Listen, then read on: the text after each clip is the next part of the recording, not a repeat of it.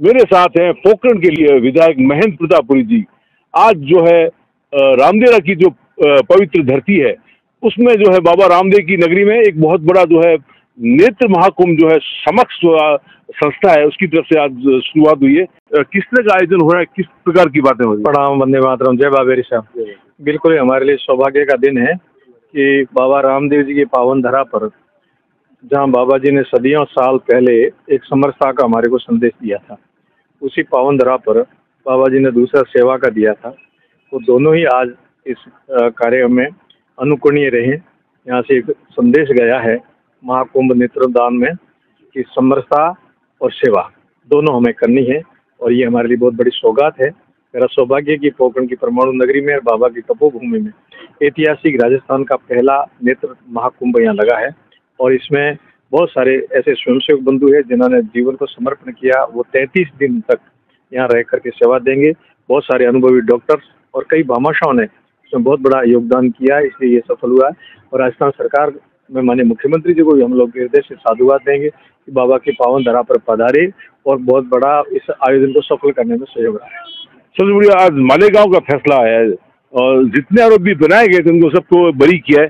क्या कहना चाहेंगे, किस तरह की इस फैसले को आप किस नजरिए से देखते हैं?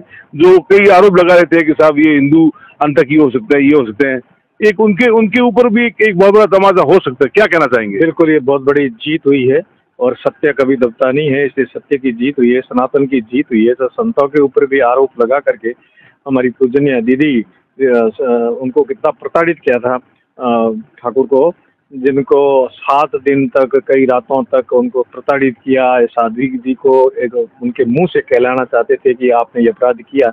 आज उनकी जीत हुई है, और मैं मानता हूं कि कभी भी हिंदू उग्रवादी नहीं हो सकते, संत तो होते ही नहीं है। और जो एक आरोप लगाया था, संसद तक में आवाज करके ये कहा था कि हिंदू तो उग्रवादी, तो आज उन सबके मुंह पर ये तमाचा है कि हिंदू कभी उग्रवादी नहीं होता, उदारवादी होता है, ये जरूर है।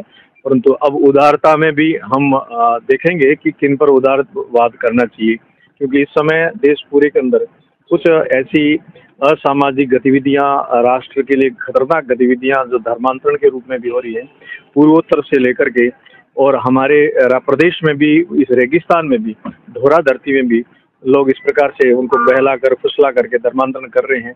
बड़े शहरों में कर रहे हैं, गंगानगर से लेकर के, और ये बहुत खतरनाक है आने वाले समय में। तो मैं ये निश्चय कहूँगा कि बाबा रामदेव जी ने जो हम सबको समरसता का सूत्र दिया था, समरसता का भाव दिया था, उसकी परम आवश्यकता है हमारे उन भाइयों बहनों को अपने साथ बिठाएं, उनको गले लगाएं।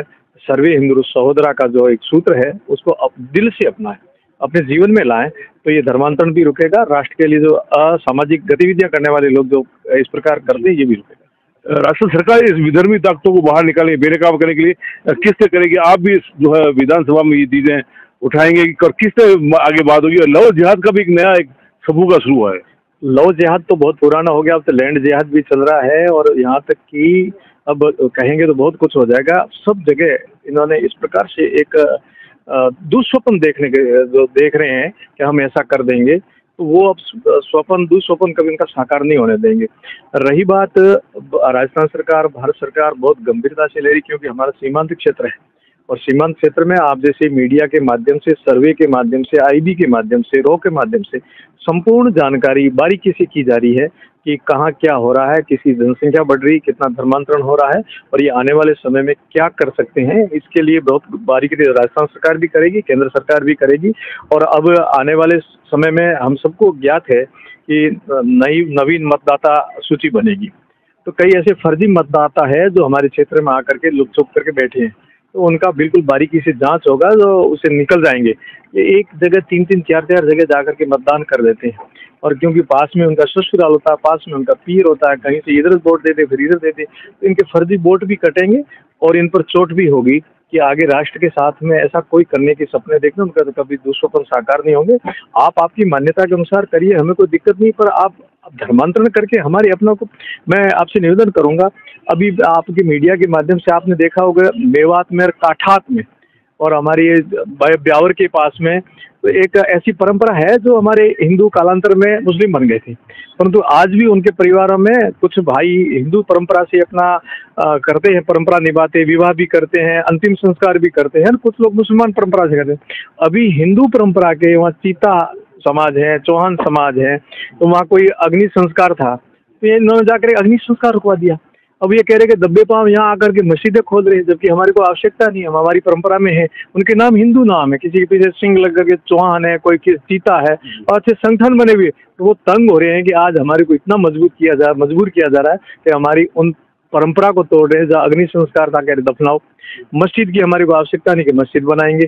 तो ये सारा का सारा पूरे राजस्थान में, पूरे देश में इस समय एक धर्मांतरण को लेकर, अभी आपने देखा कितना बड़ा उत्तर प्रदेश के अंदर झांगुर बाबा, उसमें कितना बड़ा उसका नेटवर्क था, कितने अरबों रुपए इसके लिए सहायता के लिए धर्मांतरण करने के लिए आ रहे हैं। ऐसे ईसाई मिशनरी के लोग हैं जो हमारे अंतिम गांव में बैठी ढाणियों दोहरों में ये वर्ल्ड विजन नाम की संस्था के माध्यम से कर रहे हैं हमारे क्षेत्र में, और इस प्रकार से बरगला करके धर्मांतरण करना ये बहुत ही न्यायोचित नहीं है और बहुत खतरनाक है। इसलिए आप आपकी परंपरा में रहें, हमें कोई दिक्कत नहीं पड़ा, हमारे किसी भाई को आप हमारी परंपरा को तोड़ के लेंगे, ये कभी नहीं होगा। गृह मंत्री ने भी संसद में भी हाल ही में कहा था कि हिंदू आतंक नहीं हो सकता। जिस प्रकार से हिंदुओं को आतंकी बताने की विपक्ष ने या किसी और ताकतों ने ये बातें की, ये तो उनकी मानसिकता की विकृति का परिचय है। पर हिंदू आतंकवादी नहीं होता, हिंदू उदारवादी होता है। हिंदू कहता सर्वे भवन्तु सुखिनः विश्वम एकम नीडम वसुधैव कुटुम्बकम। तो हिंदू तो सनातन परंपरा, तो वो परंपरा जो मानव को मानव बनाती, मानव को दानव या मानव को राक्षस कभी नहीं बनाया हमने। मानव को मानव बनाने का हमारा संदेश आज भी है, आगे भी रहा रहेगा। कभी हिंदू आतंकवादी नहीं बनाएगा, ना हिंदू कभी आतंकवादी रहा है, ना होगा। जैसलमेर में स्कूल का हादसा हो गया, बच्चा मर गया, स्कूलें बहुत दर्द दे रहा है, लेकिन पुरानी बनी हुई है सारी, अब इसका सर्वे भी हो रहा है। बिल्कुल, सरकार बहुत गंभीरता से ले रही है और त्वरित कार्यवाही से काफी बड़ा बजट पूरे राजस्थान में अलग अलग जगह दिया है।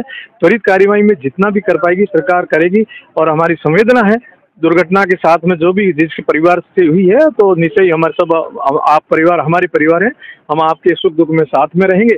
और रही बात विद्यालयों की, चिकित्सालयों की, उसमें जहाँ जहाँ आवश्यकता रहेगी सरकारी भवनों को तुरंत बड़ा कोष माननीय मुख्यमंत्री जी ने हमें दिया, उसकी यहाँ व्यवस्था करेंगे। पहले जो बड़ा भ्रष्टाचार हुआ होगा पुराना, बिल्कुल यही तो कारण रहा। आपने ठीक कहा है, मैं कहने वाला ही था, आपने कह दिया कि ये जो जर्जर दीवारें या पटके रही है, तो उस समय इतना भ्रष्टाचार हुआ जिसका भुगतना खामियाजा हमारे बच्चों को पड़ रहा है, हमें इस समय उन पर गंभीरता से कदम उठाने पड़े हैं।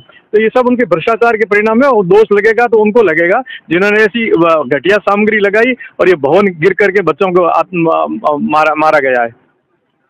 ये थे महेंद्र प्रतापपुरी जी महाराज, जो कह रहे थे कि जिन्होंने भ्रष्टाचार किया है बच्चों की हाय लगेगी, जो बच्चे काल कल्पित हैं उनकी हाय लगेगी। जहाँ तक हिंदू परंपरा की बात है, हिंदू कभी आतंक नहीं हो सकता, और जो विधर्मी ताकतें इस प्रकार से दुष्प्रचार कर रही है उनको बेनकाबा करने के लिए जो है केंद्र व राज्य सरकार पूरी कृत संकल्प है। और जहाँ तक इन्होंने बताया कि किसी प्रकार के लैंड जिहाद की जो और लव जिहाद की बातें हो रही है, हम सब मिलके हिंदू सनातनी जो है इन चीजों को सफल नहीं होने देंगे और उनको बेनकाब करने के लिए पूरे कृत संकल्प होंगे। विमल भाटिया, जैसलमेर, राजस्थान तक के लिए।